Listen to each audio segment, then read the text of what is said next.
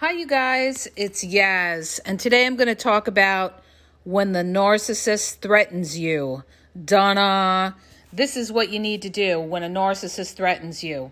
Now, let me bring this up. Narcissists love to threaten people. They love to instill fear in people because that gives them control. So many people are threatened by the narcissist and they live in fear. This is what the narcissist wants. They want you to always be afraid, always living in fear.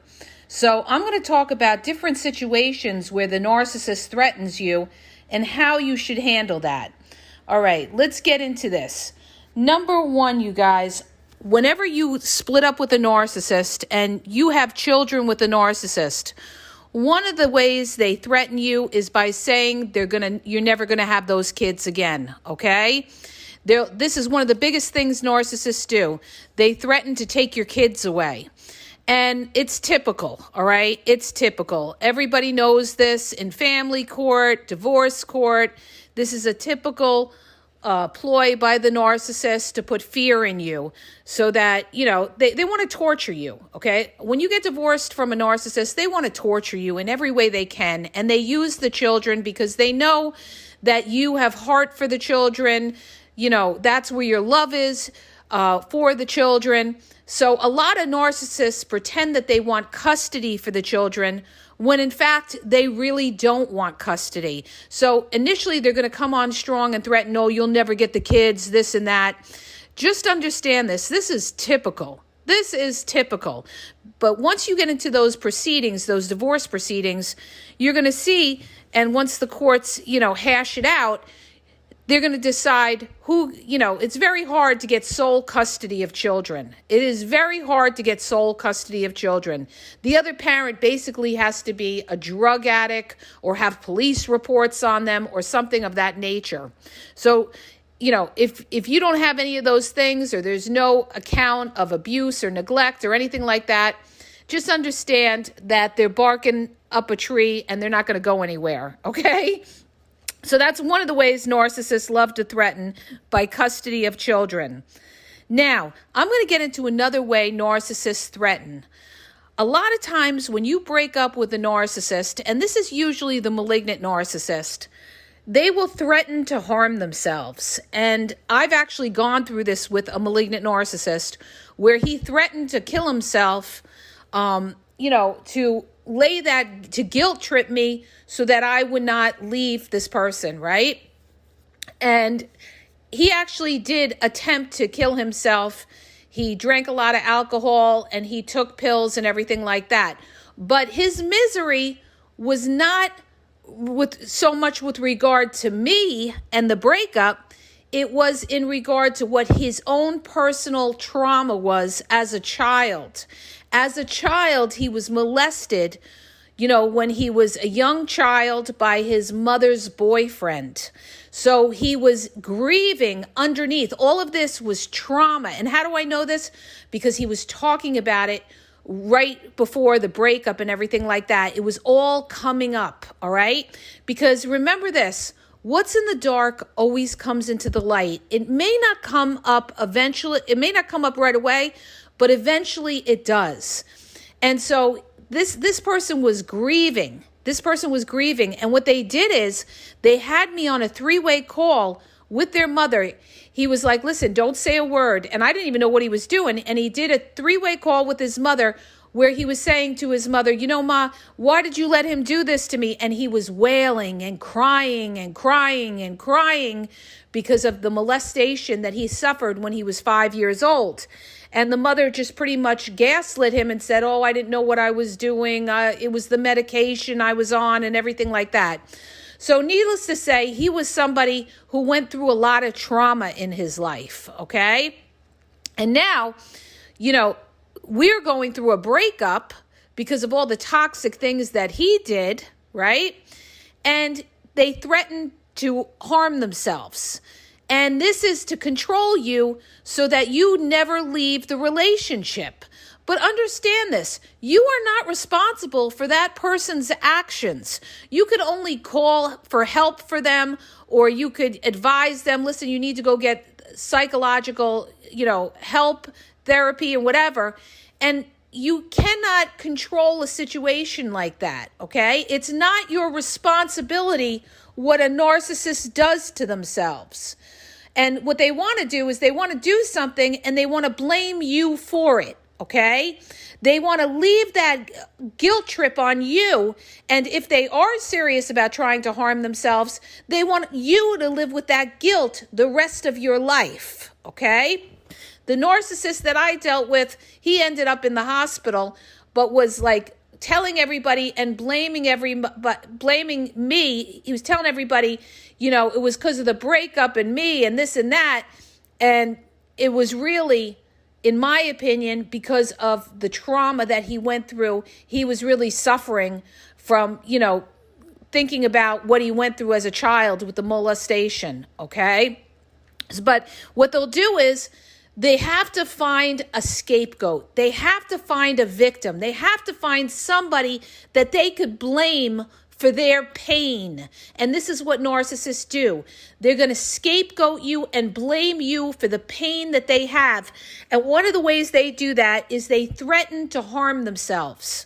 So the other thing I want to bring up about that is you also have to stay away from people like that because they're very, very dangerous. If they're threatening to harm themselves, they could harm you as well, okay? Anybody who's in that kind of mindset could be a dangerous person. And that's why you've got to distance yourself from somebody like that. You've got to be like, listen, you got to go get therapy. You got to go get help. And that's it. And then you have to back off and distance yourself and don't get close to these people because they may not only want to take themselves down, but they'll take you along with it. And that's what happened to a friend of mine who was also dealing with a malignant narcissist who, when she broke up with him, she had a restraining order on him and he showed up at her job and shot her and shot himself. Okay. So never ever feel guilt when they sit there or they try to, threaten that they're going to harm themselves. It's not your responsibility to save the narcissist or to save the world. They're a person who's suffering, yes, but the only person that can help them is themselves, all right? That's the only person that can help them is themselves. So they're going to threaten that to control you so that you never, ever leave the relationship. So many of them do that. And most of the time, the ones that do are malignant narcissists, okay? Not only that, they threaten to harm you. A lot of narcissists will threaten, and say, they're going to burn your house down. They'll say something like, I'm going to hurt you or I'm going to get you or something like that. And people have come to me and said, well, should you take them seriously? And here's what I have to say to that. Any kind of threat that somebody makes to you, you should always take seriously because you don't know what they're capable of. And so you have to protect yourself in case they follow through with those type of threats. And how do you protect yourself? You protect yourself by going to the police, by documenting everything, by having cameras, by keeping a record of all the emails, the texts that they send you, and keep a file and all of this together so that you could show the police and show them that, this person is stalking me, this person is trolling me, this person won't leave me alone. There's a record of all of this, okay? So that's how you handle something like that. And especially if you're dealing with a malignant narcissist and you leave them and they see that you've moved on to somebody else, it could be downright dangerous because malignant narcissists are the ones that need control the most. That's why they are incredibly charming in the beginning. And you would never think that this person could be violent. You never think that this loving, charming person from the beginning could ever be violent. But guess what? They could be very violent. Very, very, very violent. Take a case like Chris Watts. He, in my opinion, is a covert malignant narcissist who basically everybody thought he was a great guy, a family man. He was covert in the fact that he didn't show a lot of his malignant tendencies. He held it all inside. These are the most dangerous narcissists, are the covert malignant narcissists, because they could strike at any time and you don't see it coming. All right? But deep down, you're dealing with a dangerous person, and you always have to look for the red flags. It could be something that they say. It could be something that they do that just seems off. If it seems off, that is your gut giving you, telling you there's something off with this person. So when you're threatened by these type of people, you've got to take it seriously, and you've got to protect yourself in every single way. Okay. The right to bear arms. You protect yourself in every single way. Okay. They also threaten to harm your property. A lot of them will threaten to harm your property, or a lot of them, when you're with them, they will break things in the house to control you. Again, here they are. They're instilling that fear in you. They want to control you with fear by breaking something, punching the wall, or breaking something, or yelling and screaming, or raging in your face. This is to control you with fear. Now, how do you handle that? The way you handle that is you got to stay cool, okay? You got to stay cool. You got to be a cool cat. You don't want to provoke that narcissist, especially if they could be dangerous or violent. You wait till the right time. You get out in silence. You never let the narcissist know when you're leaving. That is when you are in the most danger, okay? Listen to me when I tell you this. Never, ever let a violent type of malignant narcissist know when you're leaving, okay? If anything, you have to kind of play along in order to survive, and then get out of there. And get out of there to a safe haven with protection, where there's a support of people that you have protection. And also, contact the authorities and the police and make them aware of this. You have to have a plan to get out, okay? A lot of people don't talk about this, but the people that have been around these type of covert malignant or just malignant narcissists, they know exactly what I'm talking about. They know the fear that these people put in someone, okay? That's why I say when people go around online and they, some of these influencers, they say, oh, the covert narcissist is the most dangerous. Covert malignant narcissist is the most dangerous. A covert narcissist could be dangerous in the sense they could ruin your reputation. A purely covert narcissist could ruin your reputation. They could call the authorities on you. They could do other things. But a covert malignant narcissist, you will actually fear for your life. Trust me when I tell you, because I have been in that position. That's how I know. I have been around malignant narcissists that would really put fear in you, because you know what they're capable of. And some of them have a history of violence. Some of them have criminal records. So you don't play with somebody like that.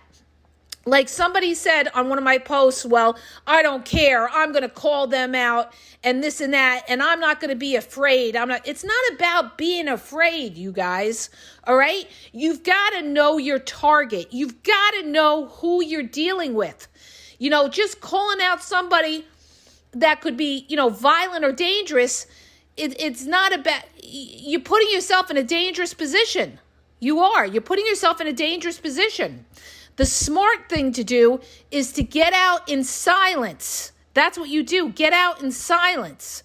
Because that's where you see, again, these crime stories with 48 Hours and Dateline, where they had it out with the malignant narcissist and they ended up, dead the next day or something like that.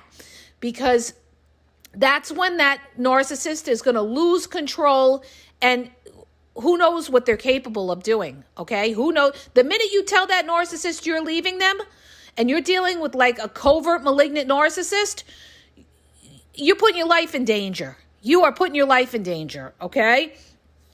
So always know your target. So when when somebody like that threatens you, you better take it seriously. You better take it seriously. You know how many of these cases of people that ended up murdered by their partner didn't take it seriously. Or what they would do is they would say to somebody, well, if something happens to me, it's because, of so-and-so or something like that. People they needed to protect themselves in a better way, okay? Because a lot of them, that happened to this girl up in the Bronx where her boyfriend was very, very dangerous, and she was saying something like, well, if something happens to me, he did it and everything like that. And then they found her in a suitcase off the highway. It was horrible. She was beat, and they found her in a suitcase off the highway because obviously when you're dealing with somebody like that, and he had a violent history as well, okay? When you're dealing with somebody who's got a violent history, maybe a criminal history or something like that, you better take it serious. Some people actually move out of state. Some people move out of state or, it's very hard. But the best way to get away from somebody is to get away in silence, all right? Get away in silence. So it's like this, guys.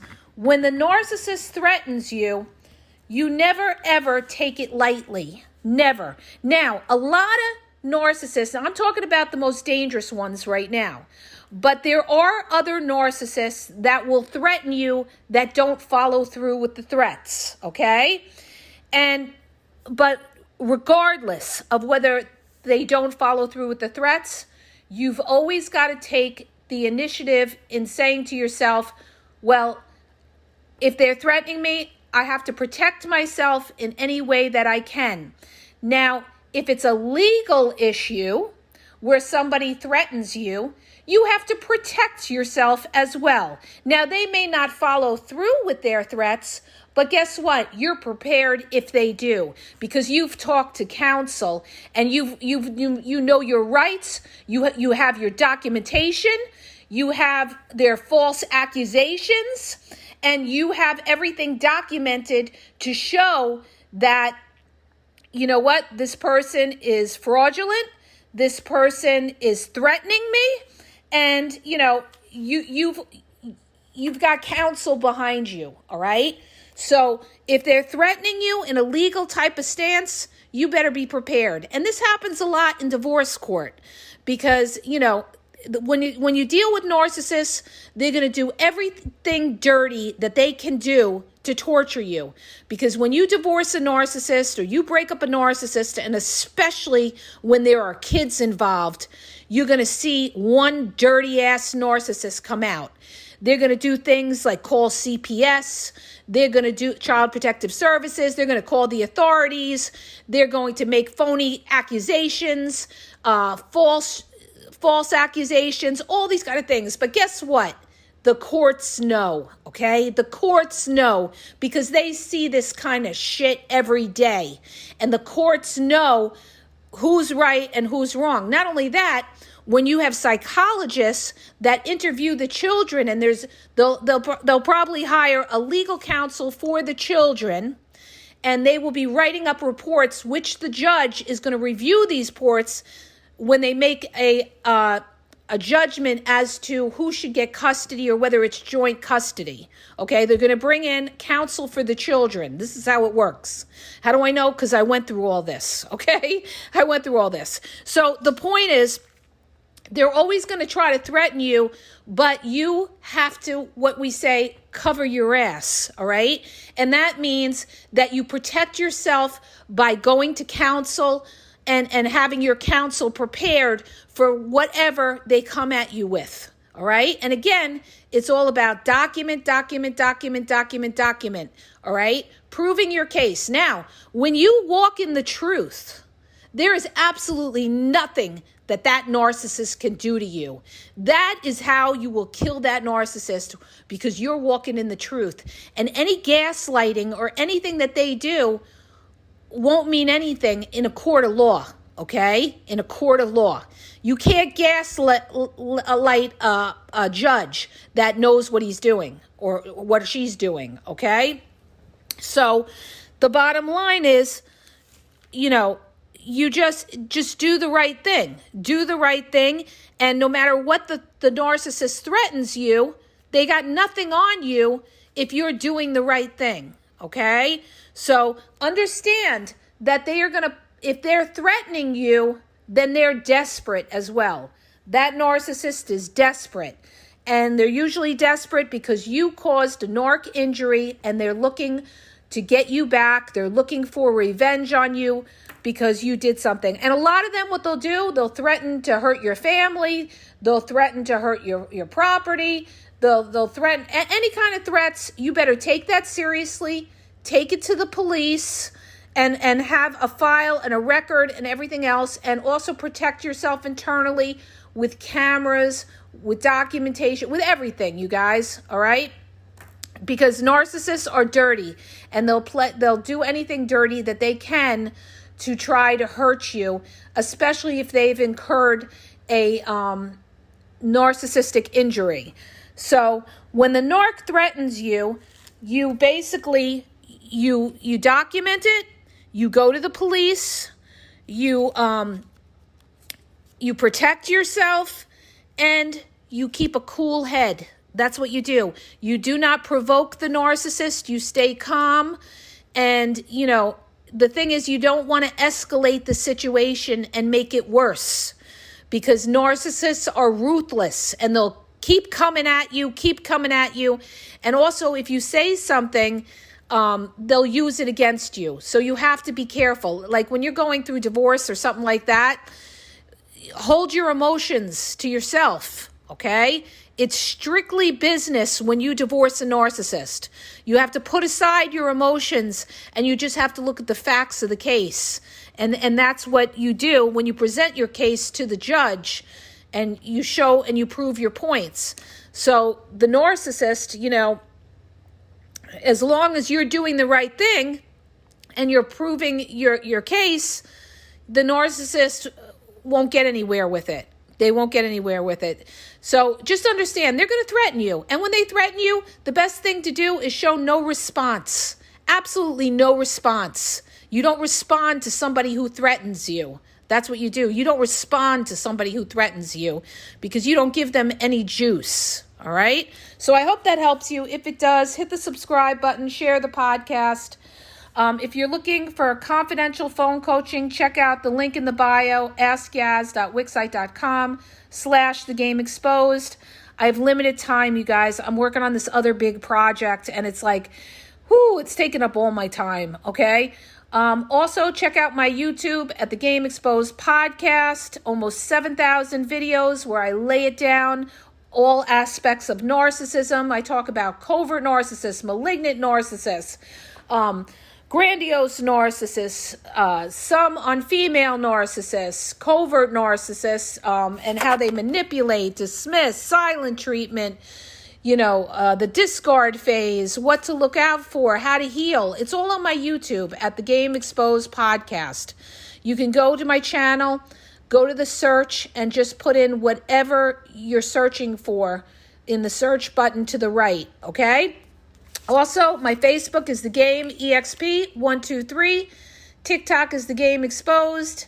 Instagram is The Game EXP123. And have a great day. And I'm losing my voice. Have a great day, you guys.